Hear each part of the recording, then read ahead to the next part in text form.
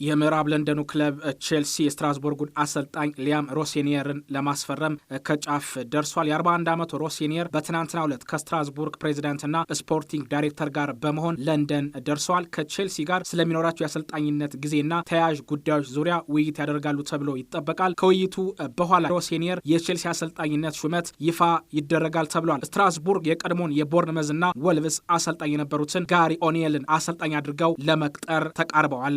የቀድሞ የማንቸስተር ሲቲ ግብ ጠባቂ የነበረው ጆ ኸርት የሮበን አሞሪም አስተያየት ክለቡን የሚረብሽ ነው ሲል ተናግሯል። ሮበን አሞሪም በዝውውርና በተለያዩ ጉዳዮች ዙሪያ ከስፖርቲንግ ዳይሬክተር ዊልኮክስ ጋር አልተግባቡም። የዊልኮክስ ሐሳብ ቡድኑ ለቶፕ 4 የሚበቃ ስብስብ ነው የሚል ነው። አሰልጣኙ ጫና ውስጥ ገብቷል። አሞሪም ማንቸስተር ዩናይትድ ታላቅ ክለብ መሆኑን ረስቶታል። ከአስተያየቱ የተረዳሁት አሰናብቱኝ የሚል ይመስላል ሲል ጆ ኸርት አስተያየቱን ሰጥቷል። የአሰልጣኙን ውሳኔ አከብራለሁ ሲል ኤብሬቼ ኤዘ ገልጿል። በዚህ ዓመት የኔ ሐሳብ የቡድን ጓደኞችም ተመሳሳይ አመለካከት አለን። አርሰናል ዋንጫዎችን ማሳካት አለበት የሚል ነው። ጠንክረን እየሰራን ነው። የቡድናችን ጥራት የተለየ ነው። ሁላችንም እንወያያለን። በቅርብ ጨዋታዎች የመጫወቻ እድል እያገኘው አይደለም፣ ግን አልተከፋሁም። የአሰልጣኙን ውሳኔ አከብራለሁ። የአርሰናል ደጋፊዎች የተለዩ ናቸው የሚለው ኤዘ ሁሌም ያበረታቱኛል። በዓመቱ መጨረሻ የሊጉን ብቻ ሳይሆን ሌሎች ዋንጫዎችንም ለማሳካት አቅሙ ብቃቱ አለን። እመኑኝ ይሄ ዓመት የአርሰናል ይሆናል ሲል ኤብሬቼ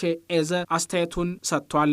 የቀድሞ የሊቨርፑል ተጫዋች የነበረው ዳንኤል ስተርጅ ሃርቬ ኤሊየትን ሊቨርፑል መመለስ አለባቸው ሲል ተናግሯል። ሃርቬ ገና ወጣት ትልቅ ተሰጥኦ ያለው ተጫዋች ነው። ከ21 ዓመት በታች ቡድን ውስጥ ኮከብ የነበረው ሃርቬ ኤሊየት በዚህ ደረጃ የጨዋታ እድል ማጣቱ ያሳዝናል። አርነ ስሎት ለምን በተጫዋቹ ላይ እምነት እንደሌላቸው አላውቅም። ኤምሪ ታላቅ አሰልጣኝ ናቸው፣ ልክ እንደ ስሎት በቂ የመጫወቻ እድል ግን እየሰጡት አይደለም። በሁለቱ ክለቦች መካከል ያለውን ውል አውቃለሁ፣ ግን ኤሊየት ወደ ክለቡ ቢመለስ ጥሩ ነው። በዚህ ዕድሜው የአሜሪካው ክለብ ቻርሎቴ ኤሊየትን ይፈልጓል የሚለውን ዜና ስሰማ የምር አሞኛል ሲል ስተርጅ አስተያየቱን ሰጥቷል። የቀድሞ የባርሴሎና አሰልጣኝ የነበረው ዣቪ ሄርናንዴዝ ማንቸስተር ዩናይትድን ማሰልጠን ይፈልጋል ሲል የዣቪ ወኪል የሆነው አርቱሮ ካናሌስ ገልጿል።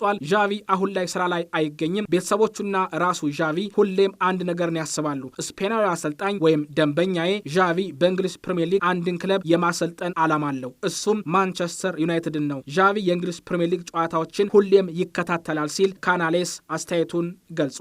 በአወዛጋቢ ንግግሮቹ የሚታወቀው ጄሚ ካራገር ሮበን አሞሪም ለማንቸስተር ዩናይትድ የሚመጥን አሰልጣኝ አይደለም ብሏል። እኔ ዩናይትድ ለመምራት እንጂ ለማሰልጠን አልመጣም ያለበት መንገድ ሊገባኝ አልቻለም። አሁን ባለው ሁኔታ ኦማር ቤራዳና የክለቡ አመራሮች ከአሞሪም ይልቅ ዊልኮክስን ይደግፋሉ።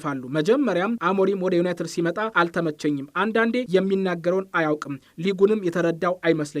አሞሪም አስገራሚ ሰው ነው ሲል በጽሁፍ መልእክት ሐሳቡን አጋርቷል። ሊቨርፑል የክለብ ብሩጁን ተከላካይ ጆኤል ኦርዲኔዝን ለማስፈረም ከጫፍ መድረሳቸው ተሰምቷል። ኢኳዶሪያዊው ተጫዋች ኦርዲኔዝ ከ35-43 ሚሊዮን ፓውንድ ወጪ ሊደረግበት እንደሚችል እየተነገረ ይገኛል። በኢንተር ሚላንና በቼልሲ ሲፈለግ የነበረው ኦርዲኔዝ ወደ ሊቨርፑል ማምራት እንደሚፈልግ ገልጿል ተብሏል። የሊቨርፑል ዋና ስራ አስፈጻሚ ሚካኤል ኤድዋርድስ ከክለብ ብሩጅ አመራሮች ጋር መነጋገሩና በተለያዩ ጉዳዮች ዙሪያ ከስምምነት መድረሳቸው ታውቋል።